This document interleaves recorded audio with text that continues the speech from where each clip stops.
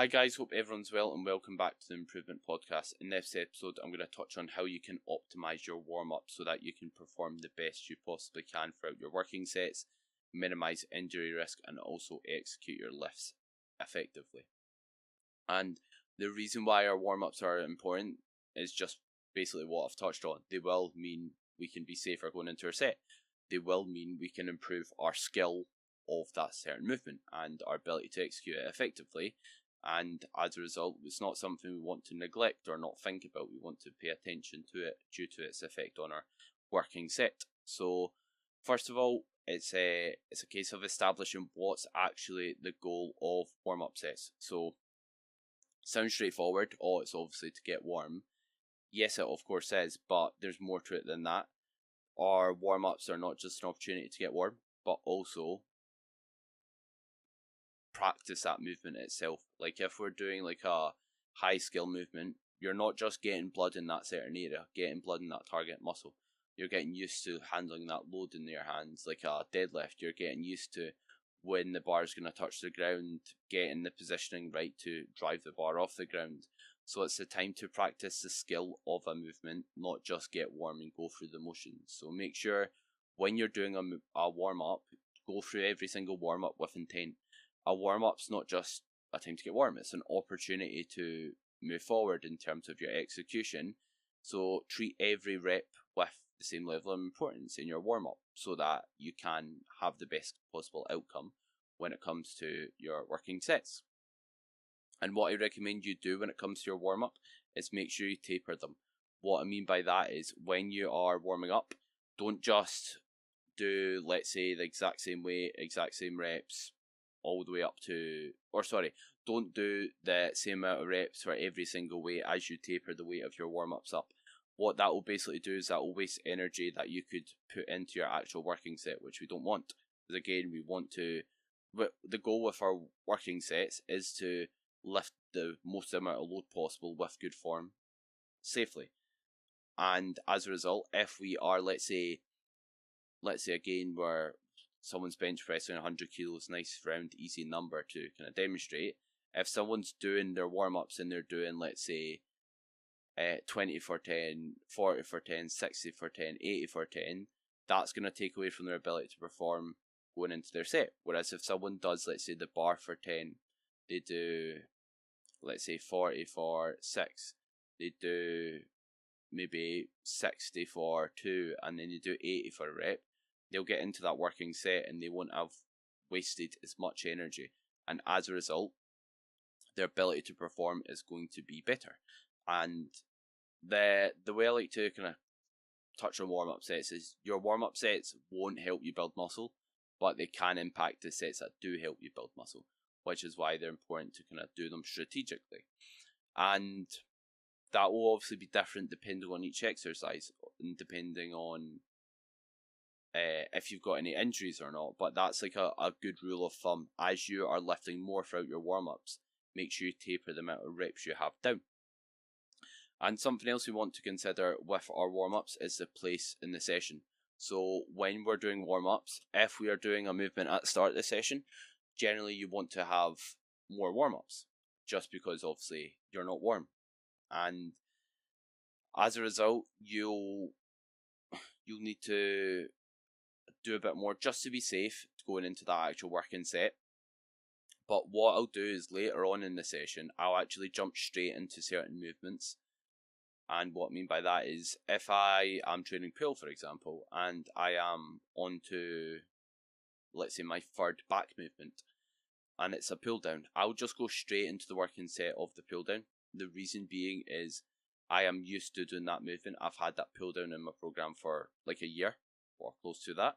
I know how to perform it. I've got like a good level of skill in it. I'm good at staying accurate, and I know I'm going to be warm and safe going into it. So why warm up? Why do a warm up set? It just wastes time throughout my session. Time I could be spent getting out the gym, getting more sleep. Could be spent doing something more productive on my business. Could be spent simply relaxing. And it's just like another opportunity to put stress through your joints and to put wear and tear through your joints that you don't need to do. So If you can get away without the warm-up, then just crack on and go without. Unless, again, you need to practice that movement pattern, you need to practice that skill, and that will be needed more if you're doing like a movement that's got a higher skill requirement. And of course, like, it's different as well. Like, if one of my sessions I'm doing like a deadlift but it's late in my session, I still wouldn't want to jump straight into a deadlift regardless if I'm warm from doing a leg curl and, let's say, some back movements. I'd still not feel safe and used to the movement, used to the skill, if I'd done that without any warm-up. So in that case, I'd want to warm up, so it will be movement specific. That's actually tying in very, very nicely to my next point, which is basically, when you're warming up, you want to make sure you consider the movement itself. For example, if you're training legs and the first movement or one of your movements in the session is, let's say, a hack squat. A hack squat is very heavy in the lengthened position, in other words, the stretch. And as a result, it can be a bit more, movements that are a bit heavier in the stretch can be a bit more iffy or a bit more uncomfortable in your joints. There's a bit more injury risk maybe associated with them. Chance of tweaking something's going to be higher than something that's more shortened bias, or in other words, heavier in the lockout, like something like a leg extension. So if you're starting your session and you're doing, let's say, a hack squat, you'll definitely need a bit more when it comes to warming up. Whereas if you're starting your session with, let's say, a calf raise, then you won't need to quite do as much to warm up. Like, you can get away with doing like one warm up, two warm ups for like a calf raise, but like a hack squat, you may not be able to. Same with like a leg curl, lateral raise, you're more likely to be able to jump in, especially if it's not at the very start of your session. Like, if you're at the end of the legs, you might be able to just do no warm ups for your calves and jump in. The best thing to do is try it. What I'd say is, when you are trying something different with your warm ups, you don't want to go from like warming up and doing 5 warm up sets to doing nothing and jumping in. What I like to do is like test the waters, gradually just drop a rep, see how that feels. Think, when you get into your set, did that still feel warm and safe? If it did, ideal, magic. If it didn't, you know you've done too little to warm up. And then as a result, you can then taper it the week after to ensure you've got like a appropriate amount for that movement. But yeah, it will be movement specific and resistance profile specific. And what I mean by resistance profiles, again, just where the movement's heavy, where the movement's light. If you are doing, let's say, a dumbbell fly versus a machine fly at the start of the session, we know a dumbbell fly is really heavy in that stretch position, whereas a chest fly is a bit more of an even resistance. It's a bit more difficult start to finish. So I'd be a bit more comfortable putting that chest fly at the start of the session. It's probably a bit safer doing a chest fly instead of a dumbbell fly right at the start, which is a exercise order consideration as well.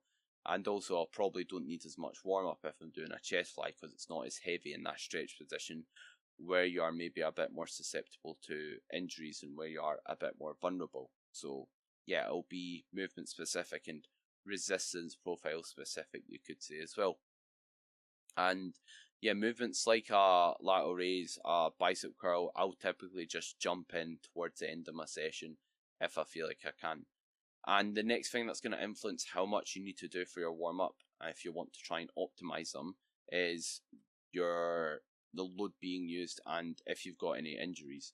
So if you are, let's say, if you are getting pretty strong, somewhat, let's say you've got 2 individuals, one individual squatting 60 kilos, the other individual squatting 6 plates. Who do you think is going to need more warm-ups? Not a trick question. It's going to be the individual who is squatting 6 plates. They probably can't get away with doing half of the weight for a warm-up than jumping up. So they can't just, like, the person who's doing 1 plate aside, which would be 60 kilos, they can probably get away with doing a warm-up with 30 and then jumping in. But someone doing 6 plates, they probably need to do 1 plate, 2 plate, 3 plate, or maybe 1 plate, 3 plate, 5 plates, etc. They can't just jump straight in. So the stronger you get, generally the more you'll need in terms of warming up. So bear that in mind.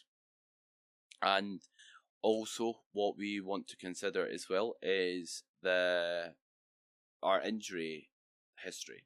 and also just how our joints are feeling in that current moment of time, which again will be different for each individual, which is why throughout this episode, everyone's program's different, everyone's injury's different, everyone's exercise selection's different, which is why I'm not giving you a set way to warm up, because there isn't one.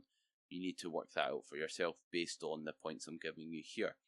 But when we are warming up, you want to make sure that the movements or the body parts that maybe you do have a bit more aches and pains with, you've got some more issues with, you do a bit more to warm up, and the movements or body parts that feel absolutely brand new, you can maybe do a bit less. So for myself, for pressing, I can get away with quite little warm ups, especially if it's my second or third press. Whereas if, let's say, I'm training my quads, generally legs is a body part you need a bit more to warm up for as a whole anyway. But I don't, my squats later in the session, but I'll still need to do a decent bit to warm up there, just because my knees haven't been perfect in the past. So you want to bear that in mind. And sometimes it might mean you need, like I touched on, we don't want to do too much to warm up that takes away from our working set performance. But what's going to be the better option? Getting injured or having pain, or performing slightly poorer due to the fact that you've warmed up a lot? It's going to be the fact that you're performing slightly poorer from warming up a bit too much. I'd rather that than getting injured or having to nurse sore knees, etc.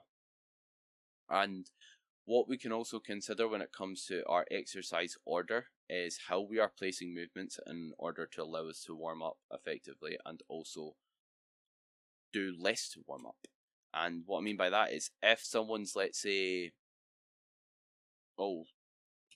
when we're thinking about exercise structure, like I said, some movements can be there's a bit more demand to warm up for than others. And you can place movements that have quite low warm-up requirements towards the start of the session, and as a result, allow you to do less warm-ups for other movements. For example, you could place a leg extension before a squat to kind of take care of it for you in terms of warming up a touch for the squat. You can do things like a lateral raise before a press, which means you might be able to do exactly the same amount of warm up for the lateral raise as you usually do if it was later in the session, but need to do less warm ups when you get into the press variation. So you can think about, right, how can you reduce the warm ups needed just for your exercise order alone, so that when you get into another exercise you're already fresh. And then that will again just save you time needing spent warming up and time needing spent in the gym, as I appreciate time's not an infinite resource that everyone has. And we can also consider what rep ranges we're working in. So when I'm training calves, for example, when I'm warming up, what I'll start with is a high rep set. The reason being is, see, if I go and I do like a 6 to 10 rep set and then a set 12 to 15, I'll then need to do additional warm-ups. Whereas what I like doing, one, for convenience, and two, just so I don't need to warm up as much, my first set of calves I'll do in a high rep range. And then naturally, as I fatigue, I'll drop the reps. With the same weight, I'll be able to do less reps. And what that basically means is I need to do less warm-ups, because I don't need to kind of acclimate and warm up for one big really heavy set. I just start with a higher rep range, which is safer, hence why I don't need to do as much to warm up for. And then I'll just let the reps drop and taper down as the sets go on, again saving me time. And also, I do like doing the approach of doing like one heavy set and one light set at times, but at the same time it can just be a bit of a nightmare. When you're doing, especially like plate loaded kit, and especially something like calves, I just can't be bothered changing the weight a lot. Same with arm work, and that's something I've changed my approach with. In the past, I used to program clients one set 8 to 10, two sets 12 to 15 on certain movements, and now sometimes I'll just give them, again depending on the movement, depending on if I feel like there would be benefit of different rep ranges, sometimes I just say do 3 sets 8 to 15, because it just means I can rattle out the 3 sets, not need to worry about changing weight, and just actually just crack on with the session without mincing about. And especially when you're on like plate loaded kit and you're needing to load up a good amount of plates, that's where it becomes a bit more favourable, because it can eat up a ton of time in your session, and as a result just kind of need to spend time in the gym you don't need to spend, or just kind of ruin the flow of the session. And certain movements can actually feel better in a high rep range first as well, because you can sometimes connect with those certain body parts a bit more effectively than if you do like a really heavy rep set. Like some people find if they do a chest fly to keep that in a high rep range, their ability to stay accurate is higher. And it's shown, like in literature, when individuals are trying to target a certain muscle, the lower rep range they go, the less ability they have to actually use the desired muscle. What I mean by that is if someone's trying to use their chest and they are doing a bench press, if someone's doing like a 15 to 20 rep set, they've got more control over their chest doing the work than if someone's doing, let's say, a 5 rep set. Because it's not like you can load up a bench press or 1 rep max and think, oh, I'm really going to use my quads here, or I'm really focused on using this desired muscle. You're just focusing on shifting that weight as much as you can. So what I'll do now is I'll give you some practical examples of how I recommend, or how, not I recommend warming up whatever's safe and effective for you, but I'll give you some practical applications of how I warm up for some of my sessions. So push, for example, I'll start with a lateral raise, then I'll go into a shoulder press. The lateral raise, because it's my first movement, I'll usually do 3 warm-ups, because it just feels a bit iffy if I don't, and then I'll get into my set. And after the lateral raise, I'll then move on to a plate loaded shoulder press, and it's really heavy in the lockout and it's not as heavy in the stretch, which, like I said, usually is a bit more comfortable in people's joints. So as a result, I'd only need 2 warm-ups there. I'll do a plate, then 2 plates, and then I'll jump up to my set. And when I'm warming up for the shoulder press, my first set will be 10 reps. My second set will be 2 to 4 reps, depending on how my joints are feeling throughout. And then I'll jump up to just above 100 kilos on it. After that, I'll move on to the chest press that I do. And on that chest press, I do round about 120. My warm-ups right now, I'll do 50 for 6. And then literally 30 seconds later, I'll put on like 85 kilos. And then I'll just do a rep, and that's me warm there. And then after that, I'll get stuck into my set with 120. After that, I will go onto a dip machine, where I'll just go straight into my working set after resting. And then after the dip, I have a tricep extension and a dumbbell fly. And both of them I just jump right straight into. My control's really good, so I don't feel like I need to warm up there. My chest, shoulders, triceps are all absolutely full of blood because I've already done 4 movements into my session, so I just jump straight in. And then after that, the only warm-up set I do is 1 warm-up set for abs before jumping into my sets on the rope cable crunch.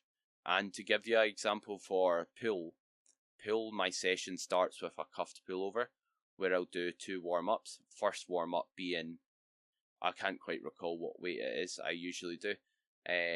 But I know what it looks like on the stack, if that makes sense.